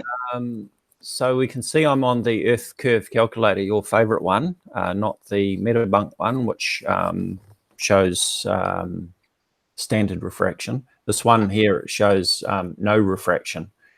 So if we put in 780 feet as being our elevation, eye height, and a target distance of 123 feet, we get a hidden height of 5257, almost 5258 feet.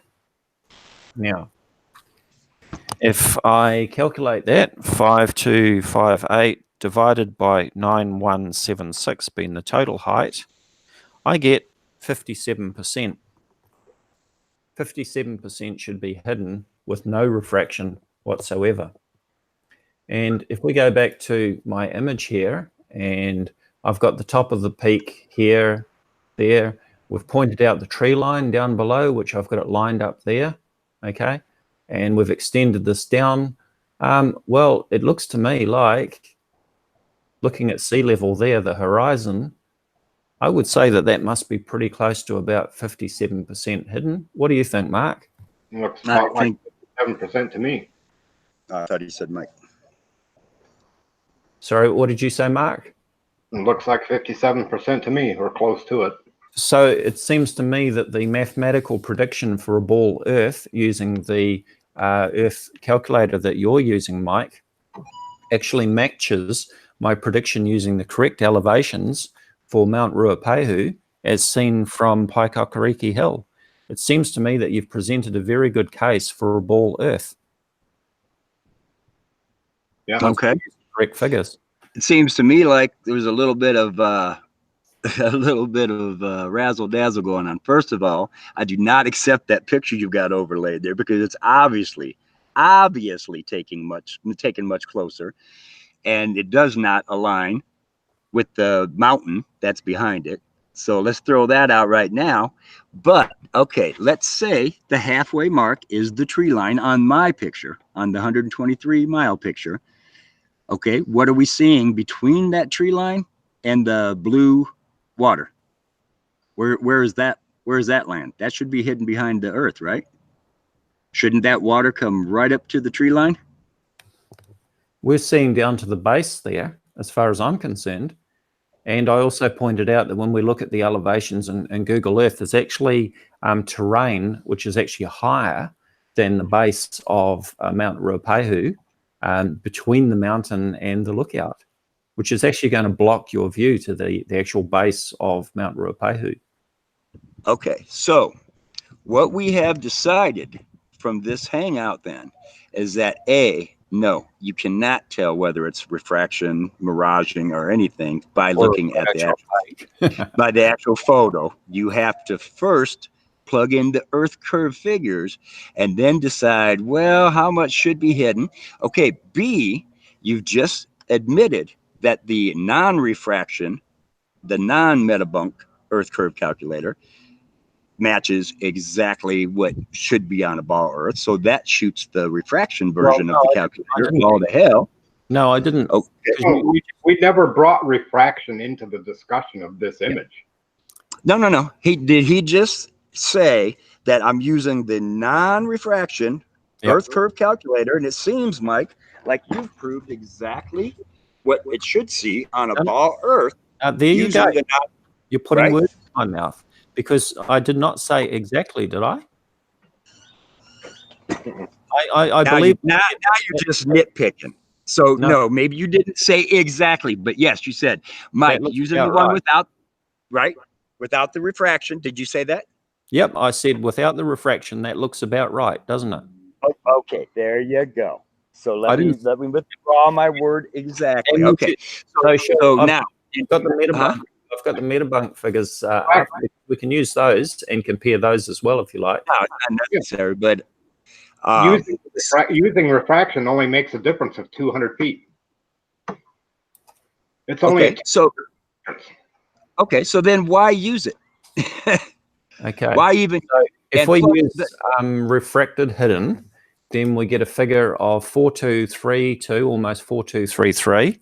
4233 divided by 9176 is 46%. All right. So the old part that says with standard refraction adjustment. Yep. I think we agreed at the beginning that ballpark figure, aren't we? Go ahead, Mark. That assumes an atmosphere. And we know the Earth has an atmosphere. That's what those figures are, the ones in bold. The geometric the results that are not bold, that assumes no atmosphere. That's the difference. That's why you use one over the other. If there's an atmosphere, things are going to be distorted to some degree. And they will always, no matter the occasion, the location, the direction, the weather, the climate, anything, they will always distort the same way as in raising a distant object up a couple hundred more feet. That depends on the weather conditions. So therefore, there's no such thing as standard refraction. So if every one of his calculations on Metabunk add a few hundred feet to, to what should be there or hide it or whatever, if they're always going in the ball Earth favor, then how can you even accept that as legitimate, man? Well, Is there any time you could put the figures in there and click the standard refraction button and it goes in the flat Earth's favor? I think we agreed No. at the start, Mike, that that refraction is a thing, correct? Yes, absolutely. And we talked about looming and all that sort of thing, which we agree is a thing. The fact is, there is refraction. I think it's also correct to say that to use an Earth curve calculator that shows no refraction whatsoever is actually just as incorrect to use an Earth curve calculator that uses a particular figure for refraction and calling it standard refraction. Okay, let me try this slow go monkey get whatever you said. Okay. All right. Yeah. Slowly, catchy monkey. Okay, let me catch a monkey here. All right. Yes, refraction is a real thing. Is it standard in any way, shape, or form? You just heard Marcus, your expert you brought in, say no. It depends on weather conditions. That it is not standard. So therefore, it should not always skew the Earth curve calculator in favor of a ball, should it? Sometimes it should skew it the other way. But the thing is, the calculator doesn't know what the refraction was. It doesn't know what the refraction index was the day that my friend took this picture of Mount Ruapehu. It doesn't know what the water temperature was compared to the Earth temperature. So maybe it should be raising the mountain up. Maybe it should bringing it down. I mean, how do you know? That's my point with the refraction. There's nothing standard about it. And I absolutely understand that, Mike, and I agree with you that, the term standard refraction, it's not a one size fits all. It's a ballpark figure, and it's not 100% accurate. But in the same way, I can use your argument and say that, it's dishonest to use an Earth calculator, which doesn't allow for any refraction whatsoever, because as you've agreed, refraction is a real thing, and we observe it. I mean, you've right, but how can you allow for something that could skew one way the other way? How can you allow? It's not ever going to skew less than the Earth calculator without refraction. And what I would suggest, Mike, is that the correct answer for the refractive index is going to be somewhere between no refraction and standard refraction, and sometimes it's probably going to be more than standard refraction. But I'll tell you what, it will never ever be zero refraction. I'm quite sure of that. What do you think, Mark? No, it'll never be zero. And we're only talking about a difference of 200 feet compared to 9,176 feet. That's just barely over 2%. Okay, so let's go ahead and add the 200 feet the other way. How's that sound, Mark? We good with that? Since there's nothing standard about it. That's what irritates me. You guys keep saying standard refraction, standard. There's nothing standard about it. Why don't you tell me what average temperature is? Exactly. And while I'm at it, I'm going to tell you the standard wind pattern of the United States today. Do you see what I'm saying? There is nothing standard about it. So anyway, to finish, can I finish more than average refraction? That's all it is. Okay. It's just here's my point. First of all, you have acknowledged that you must use the Earth curve and an assumption of a ball to decide whether it's miraging or whatever, right? Okay. Secondly, you've acknowledged that using the non-refraction figures on the ball Earth calculator got you pretty dang close. Thirdly, I want to ask. Thirdly, I want to say, where is the miraging? Even if we put your picture up there, which is a joke because it's nothing even close to the same scale, but even using your picture, now where is the miraging? See, Chicago miraged 2,000 feet up from behind the ball Earth and set on the horizon line. Okay, where's the 2,000 feet of this mountain? Why isn't it 2,000 feet higher in the air? Because that's not how refraction works over the curve of the Earth. Okay, so tell me about It's Chicago not then. going to see it up in the sky. What's that? You're not going to see it up in the sky. That's not how it works. Okay, but right now you're saying that we're only seeing the tip of this mountain, exactly what we should be. Why aren't we seeing the base of it as well? Well, Why that's isn't the question I want to ask you, Mike. That's exactly the question I want to ask you, because in your video, you clearly pointed out the snow line and you clearly pointed out the tree line and all the rest of it. And what do we see in the image when I remove that? All we see is the top of the mountain, and we've got about another 4,000 feet further down before we even get to sea level, which is actually hidden. Surely you agree that we're seeing the top of the mountain there. But we know that the top of the mountain, as you've acknowledged, this line here is around about 4,800 feet. I think we agreed a little while ago that we'd take the tree line down to about 4,500 feet. Okay, so if this is 4,500 feet here, where is the rest? That's what I'm asking you. Where is the rest? Bring it up on Google Earth again, Dave, please. Yeah, I'll tell you where it is, Mike. It's and let Mark go ahead. Over the curvature of the Earth. Okay, all there, right there, all that dark green. Where is that? Where is that?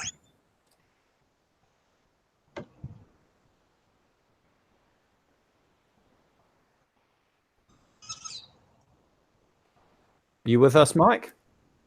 Yeah, I'm with you. I don't. What you asking me a question? Where is it? Where is it's it? in New Zealand. I don't understand what your question is saying. Where is it in your image?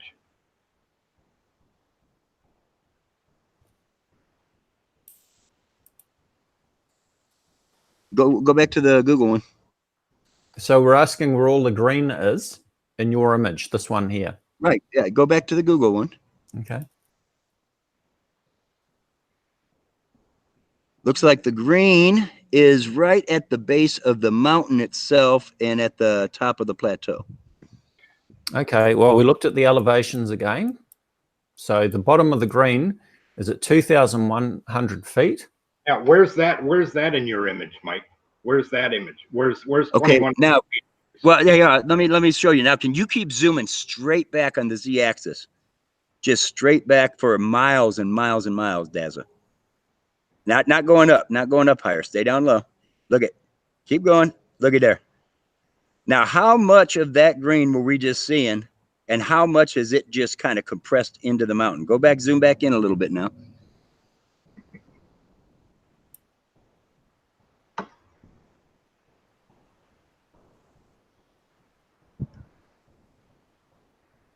Keep on going, please. There you go. Stop there. Do you see now on the Z-axis, how far are those green trees coming out towards us? Yeah. I would say miles, right? So where's 2,100 feet in your image? Yeah. Where is the rest of it? No, go back to that view you just had, Dazza, on the Google Earth. That Google Earth shows pretty much what that picture. Now, instead of green down below there, put the blue sea right there at the bottom of the dark that turned black there. You know, put the sea down there, and now you're looking almost at the picture. Yep. The bottom compressed because we're seeing across many miles. See, the mountain is not sitting right on the edge of the sea. That's called we're looking, Mike. Huh? That's called curvature. You see, it's the sea is there, and you're seeing the horizon, and then the rest of the mountain is actually over the horizon. As you can see, we're only seeing the very top of the mountain there, because the rest of it, which is below 4,500 feet, is actually hidden below the sea here. As I said, you've actually presented quite a very good case that the Earth is a ball using the imagery. Okay. Now, is that mountain sitting right next to the sea?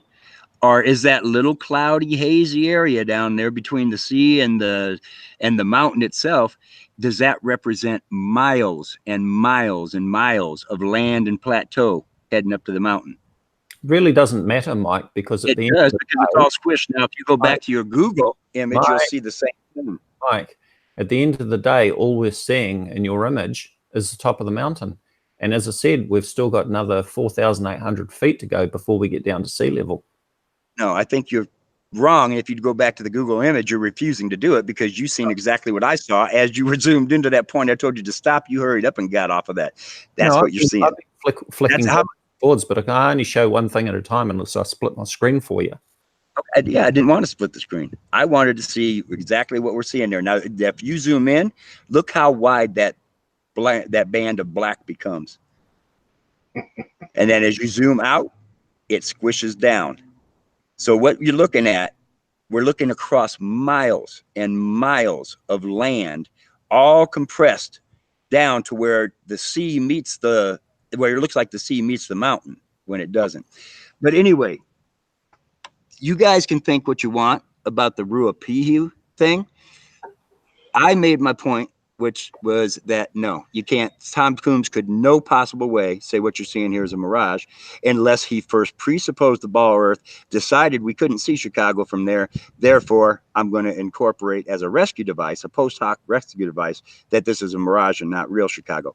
Two, you've seen from the time lapse that I did that it's ludicrous to think it's a mirage and it can stay there for hours, all day long, just stay there hovering in the same place. And then towards the evening, the mirage itself can mirage again.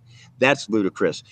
Three, now I got two more. Three, you showed that it's no sense using the standard refraction in the very word standard refraction is like standard wind pattern. It's stupid, it's ludicrous, and it's ridiculous, and I'll never use it.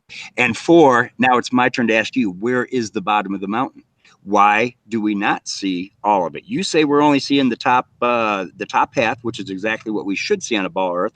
Okay, but now let's put some refraction in there. Why aren't we seeing the bottom half? Why Chicago miraged up 2,000 feet? Why doesn't this mountain? You're fading out. Sounds like you're away from your microphone. Okay, so that was my last question. That's it. And I've asked it 3 times now. Why in your model are we not seeing the bottom? Are we talking about this image or the Chicago image? They're both linked. Okay, Chicago, you say we are seeing a mirage. Okay, so I'm saying, well, why are we not seeing a mirage here and looking at the whole entire mountain as the bottom of it mirages up over the... Well, we're talking about 2 different images, and as I made it very clear earlier on, for the Chicago image, I haven't scrutinized that one. I would need to scrutinize what we're seeing. But this challenge, you based this whole challenge around the Ruapehu image, and that's what I've been doing my my homework on. Okay, and at the end of doing all my homework, what I find is that approximately 50% of what we should be seeing is actually missing in the image that you've presented. And the reason for that is that the rest of the 50%, which is missing, is hidden by the curvature of the Earth, exactly as we would expect on a globe Earth. Okay, so you've already failed the challenge because you've already admitted you cannot tell without knowing the distances first. That was my point. Secondly, why is that 50% missing? Why is it not miraging up to where we can see the entire mountain? And because you're at 180 feet. That's why. Let me give you the answer. Because I've decided we're only seeing half of the mountain. Therefore, it's the real mountain and the rest is behind the ball. Now, had you concluded that we were seeing 70% of the mountain, your conclusion on that, your determination would be, well, we're seeing 50% of the real mountain and the bottom 20% is miraging up. If, in the case of Chicago, we're not supposed to see any of it at all, then the determination is the entire city skyline is miraging up, or as much as we want. As much as whatever we need to mirage up, that's what's going to mirage up. So now I'm throwing the question back at you. You're saying we're missing it because it's behind the curve. I'm saying why? Why is it behind the curve and not miraging up over the curve like Chicago did? Why would it mirage up? Why would Chicago mirage up? Because it's taken from low altitude. It's not taken from 780 feet.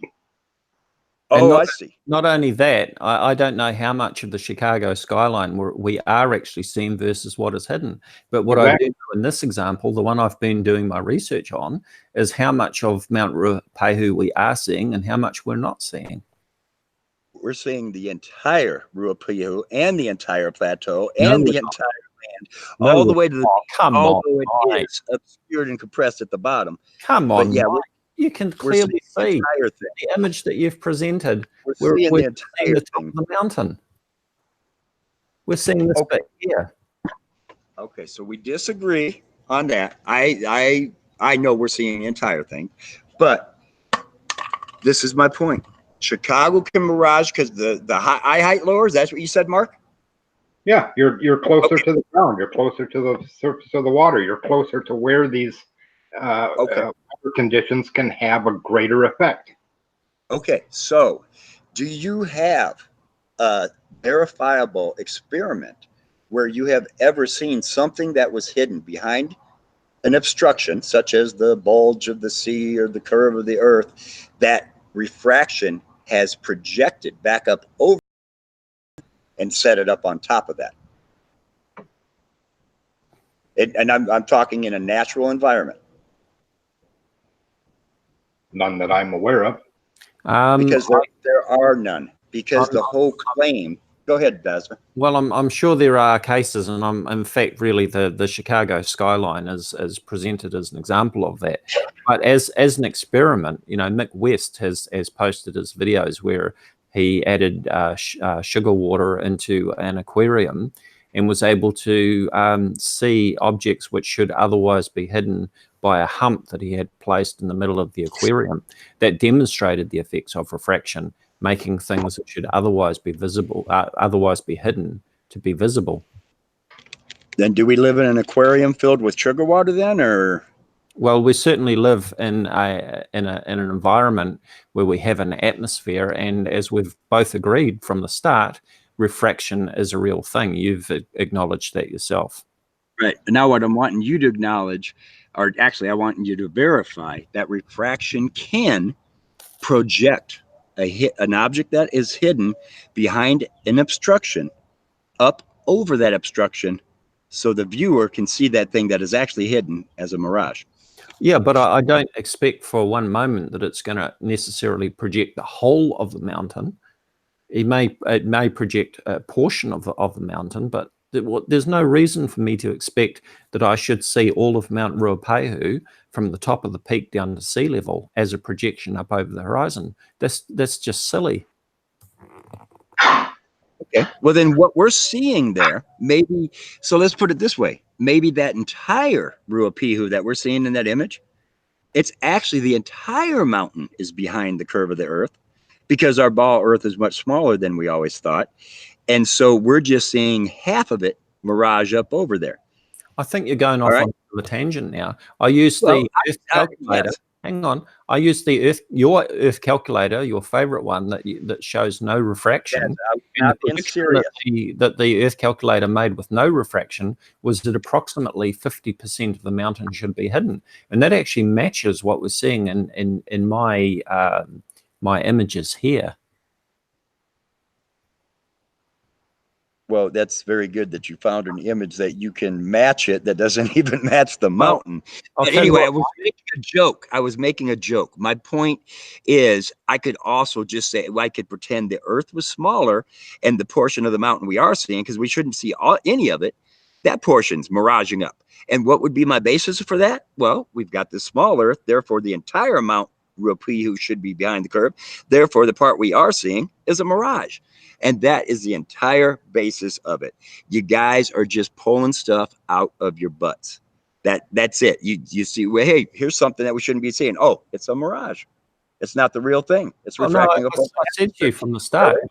Show me how that happened. You asked me is it a real image or a mirage, and my answer to you was it's a real image. It's a real image of the top of Mount Ruapehu sticking up over the curvature of the Earth. The bottom part of Mount Ruapehu down to sea level, in fact, the rest of the plateau, because Mount Ruapehu is in the central North Island and it's quite a distance from the coast. The rest of that we're not seeing because it's hidden by the curvature of the Earth. And my answer is why, or my question is why? Why Because can't the we Earth see is the small. red? And It's simple. all I want you to say is because you know what? Refraction wasn't working that way today, Mike. It wasn't working that way that day that the picture was taken. Mark. Now, if there's another picture that comes up and it shows more of the mountain in my estimation, because it is showing the whole mountain, but in my opinion, it shows more of the mountain. Well, that day, refraction was working and miraging things up over the curve. The whole thing is based on an assumption that the Earth is a ball, and you have never proved curvature. You have never proved motion of the Earth, and that was my point. The whole point of the challenge, which you failed, by the way, is that you can't look at a picture and say whether it's mirage or real. And that's true, right? Who would That is true. Who would be able to? Nobody. It's a flawed question. It's not a flawed question. So I'm asking how did Tom Coombs, a meteorologist, say it then? No. Your question is flawed. Can you look at a picture and tell if it's a real object or a mirage? That's a flawed question. How? How so? What do you mean, how so? Well, how so? You say my question's flawed. Obviously, no. Why? It's flawed. The shape of the Earth is irrelevant. Okay.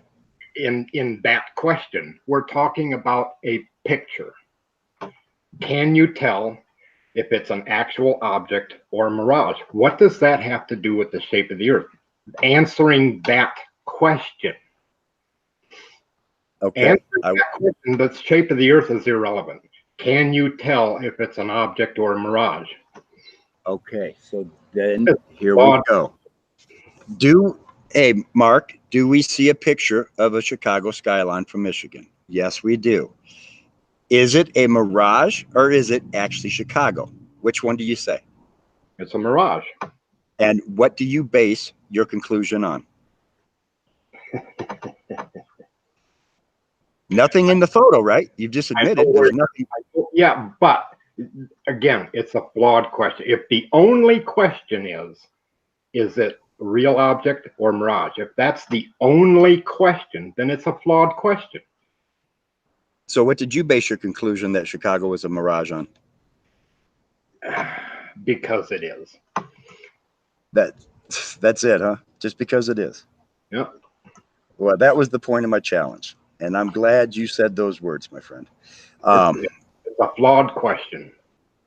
Yes, I understand the question's flawed because you can't answer it or the challenge. But anyway, the point has been made. Chicago skyline is a mirage. Why? Because the Earth's a ball and we shouldn't be able to see it that far. Well, guess what? That is Chicago. And the time lapse proves that out. Unless you want to think, if you want to believe a mirage of Chicago is just going to hang around in the same location for hours and hours through all different, did you see the clouds coming and going, and the sun came out and then went away and all that weather going on, and that mirage stayed there for hours and all the way into the night, when then the mirage itself miraged again.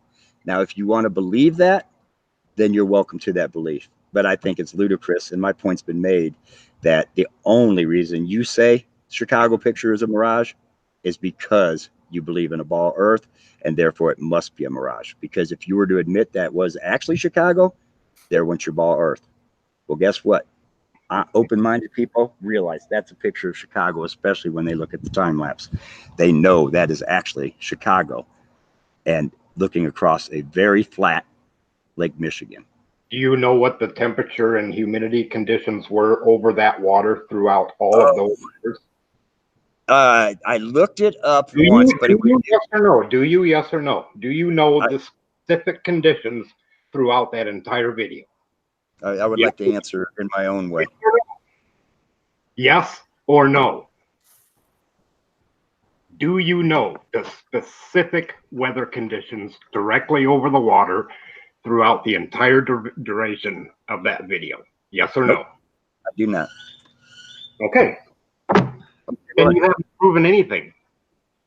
You haven't debunked anything either. So what are you saying? Go ahead and make your claim then. Because due to certain conditions, The Mirage could stay there in the same place all day long and into the night. Go ahead, make your case. At lower, yeah, at lower altitudes, yeah, but at 700 feet, no. And what do those conditions have to be? And then also, when you're done with that, I want to ask, what do the conditions then have to be later for the Mirage to Mirage again? I'm not a meteorologist, so I don't have specific terminology. Well, then you've got no basis to say, yes, they can happen, do you? We're talking about temperature inversions. We're talking about humidity. We're talking about air pressure.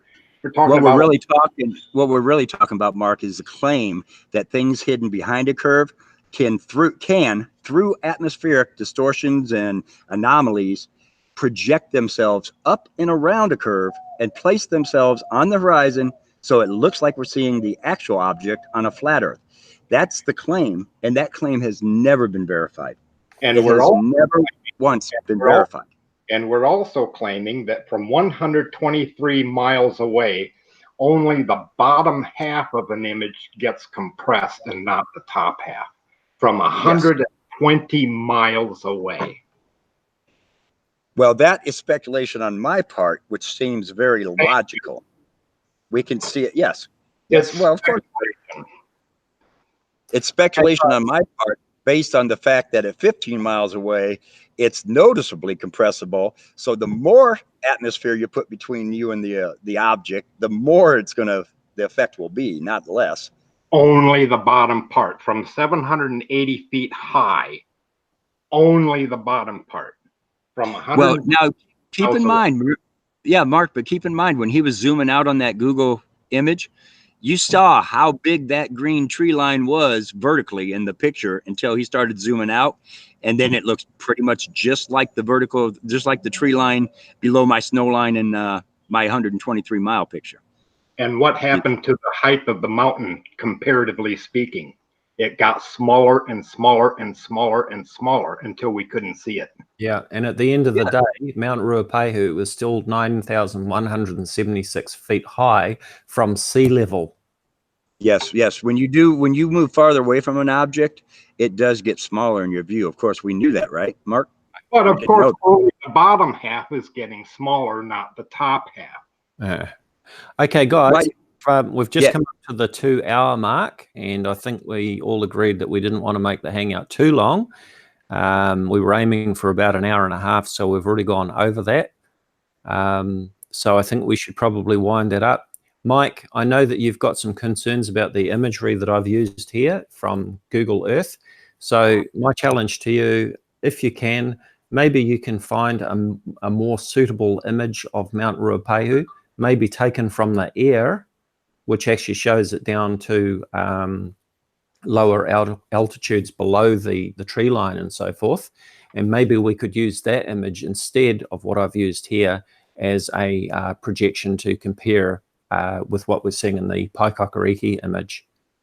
Yeah, what I will do, I don't think my friend over there in New Zealand has a infrared, but I am going to talk to him about at least maybe getting an infrared filter to put on it and go back up to that hill and shoot it again. And I think that will shed a lot of light on what I'm saying. And so right now we disagree. You think there's a lot of stuff missing down there. I think it's all compressed, and that little strip at the bottom is actually 50 miles of land. We're looking across it on the Z-axis. But isn't that a rescuing device? No.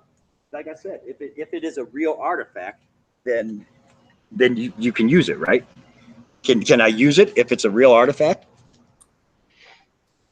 Well, we both disagree on what we're seeing. So anyway.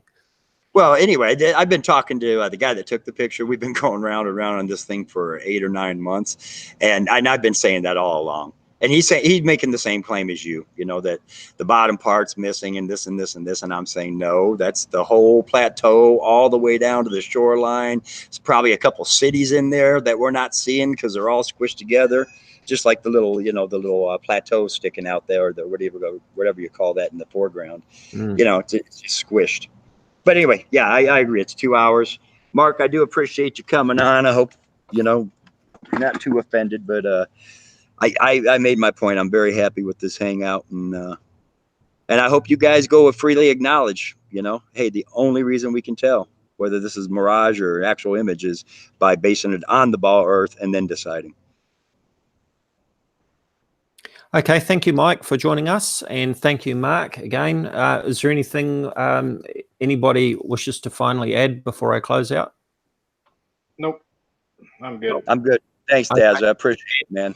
Thank you to everyone in the chat for joining us and watching the video live, and we look forward to doing it again. So, yep. Good night to everyone. Hope you have a good night, and thank you for watching. All right. Good night, folks. Night.